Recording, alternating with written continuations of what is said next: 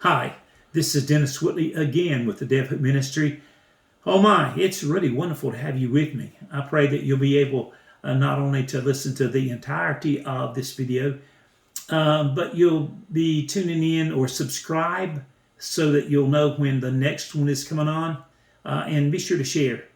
Let's go on. Jesus, when he was on the cross, when he was dying, he spoke 7 different times to the and one of them was to the young disciple John. He was the youngest of the 12 disciples, and he told John to take care of his mother, Mary. That was one time. But there was another time when he told the Lord, he said, "It is finished." In other words, that which you've sent me here to do, Father, is finished. And the Bible says that, he gave up the Spirit, of course, and that's when he died. But all of us have a purpose. All of us have a plan. And we must finish. Remember what Paul said to Timothy before he was martyred? Paul said, "I have finished my course," right? See, God has called us here not to, yield to our calling and go, a part way or partially, to the finish line. But he's called us to finish. We got to run the race. We got to fight a good fight, keep the faith, and that course that God, that plan, that purpose, that calling that God has on your life, he wants you, he desires, and he does everything, even behind the scenes when you're not aware of it, to help you finish the course. You can't go home yet. It's time to get to work while it is yet day, because the night cometh, the Bible says, when no man shall work. The fields are white in the harvest. And so, many times we get caught up in and get preoccupied in things that we want to do, the desires that are around us, whether it's with friends or hobbies or things that we want to achieve or whatever. And the Lord's pricking. God has been so patient, and God is pulling, and God has maybe given us dreams in all kinds of ways. Sometimes he'll send angels, and they'll enter in and they'll whisper things in your spirit, man. And he's saying, come on, don't hesitate. Don't slow down. Let's go forward. Now, in the book of Revelation, there were 7 churches. Now, these were actually real churches that were in Asia Minor. And the last of the 7 was Laodicea. Most of you know that. But after that, and maybe I've talked a little bit about this on YouTube, but let me say, after the 7 churches, ending with Laodicea, something happened. There was something else that began, because the church ages had finished. Remember, God always finishes that which he starts. And so that was finished. Now, I was talking to the team members. The Day of Hope really is a team of men and women of God. And I was talking to them about this because there is a move in the spirit realm. And if you're sensitive, you can sense it. Something has happened, and something is happening, and expectations of what God is going to do is high, at least in my spirit. God is getting ready to bring a tsunami to those that really believe God. The tsunami of revelation, a tsunami of healings, a tsunami of the agape love that we need to have for each other. See, there's so much that God is really wanting to do, but we have to believe it. Because it's easy to talk about it, but do you believe it? The Lord really, remember the parable of the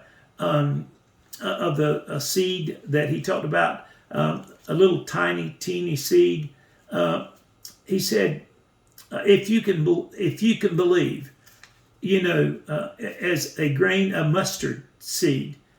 Now, what do you mean? If you can believe as much as this mustard seed is big, which is not big, it's tiny, teeny.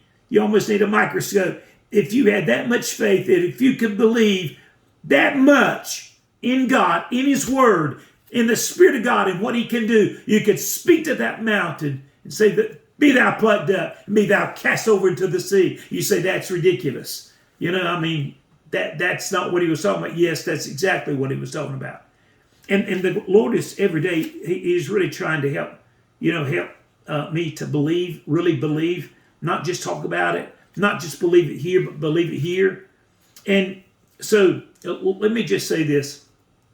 I went over this with the team. There was a Titanic. Most of you remember the Titanic. And it was actually built, I think, in Southampton, England, if I'm not mistaken. And it was a humongous ship. They said it could not be sunk. Even God couldn't sink that one. Somebody made some ridiculous statement like that. Of course, we know, the Maiden Voyage was April the 15th. What was it? Let me say 1912, excuse me. 1912, the Maiden Voyage from Southampton, England. In other words, it left the port and it was headed toward New York City. Now, it was actually, when it left the port, it was April the 10th. And on the 15th, 5 days later, it hit an iceberg. Have you ever felt sometimes jubilant in God? You felt the victory of God. You felt the hope of God. You felt like you could, like David said, you could run through a troop and jump over a wall. Sometimes I felt that way. Literally, I felt that way. And I knew it wasn't psychomatic or whatever, or psychological. I knew.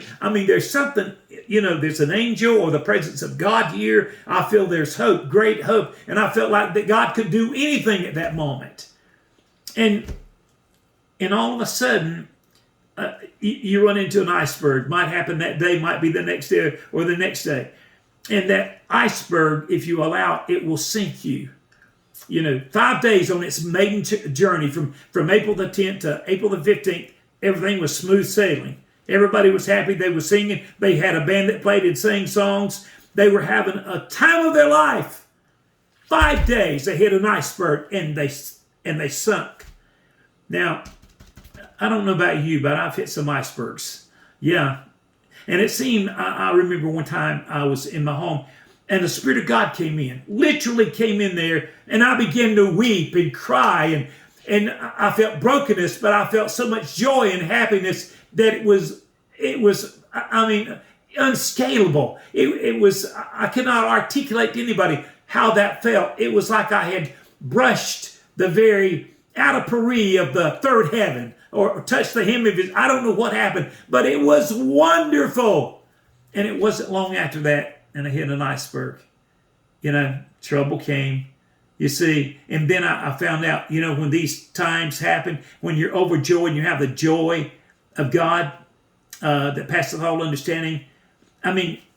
It's a wonderful, wonderful experience when God chooses to do that for any of us. But always look out, because down the road, the enemy, he wants to take away that which was imparted and that which God literally dropped into you when all that was happening. A lot of things God was doing. God was healing. God was maybe dropping revelation knowledge into you. God was giving you insight. The Lord was sealing up certain promises maybe that you felt or you had prayed about, and the Lord, you felt like it told you. There are a lot of things that were happening when that Spirit of God, it's like a Shekinah glory had come upon you. But look out. Let me say it again. Look out. There's an iceberg. It's not very far away. Why is it there, Dennis? Because the enemy wants to stumble you. He wants to encumber your walk in God. He does not want you to finish. He does not want you to keep going, because he knows that you are a great weapon in the hands of God. I don't know about you, but I love the presence of God. I don't know anything's any better, any richer, any higher. I don't know anything that can compare with the presence of the living God, my Lord.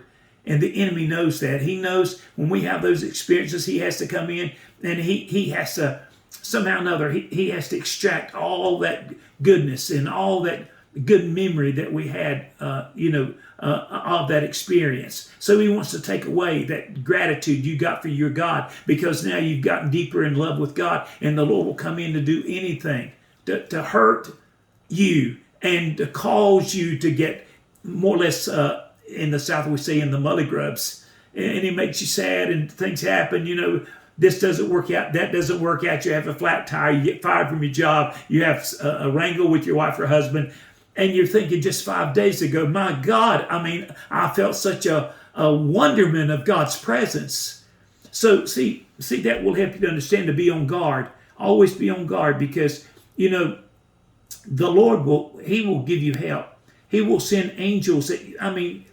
See, you have a guardian angel which guard your soul, but when these wonders happen and you really feel the presence of God, you feel the intimacy with the Lord, know this enemy is planning something.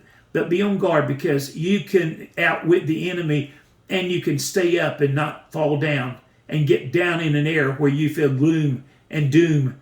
Yeah, you really can. I'm not saying you can stay in the third heaven, as it were, in the spirit, but you don't have to receive all these things the devil's throwing at you with an attitude like you feel like, well, I'm going to just have to give up. It's not that way. See, the glory of God is always there, though you can't feel him. The presence of the Lord, your angel's always there, and he loves you more than you can comprehend, and he's out for your good. I know my time's already come and gone, and guys, I got to go. Don't have a choice. I would like to ask you to subscribe so you'll know when the next video is coming on, and be sure to share. Right now, I got to go. I love you. I really do. And I know God does, and God will make a way where there seems to be no way.